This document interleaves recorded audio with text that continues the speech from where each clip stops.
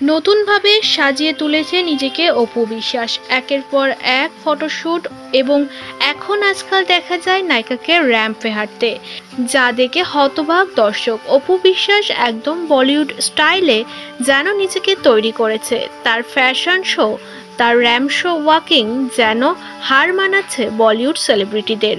অন্যদিকে অভিনেত্রী শাবনাম ইয়াসমিন বুবলি, তিনিও কিছু কম যান না। এবার একটি ফটোশুটে শাড়িতে নায়িকা মোহময়ী সাজে, যেন 90s-এর বলিউড সেলিব্রিটিদের সাজ নকল করেছেন তিনি।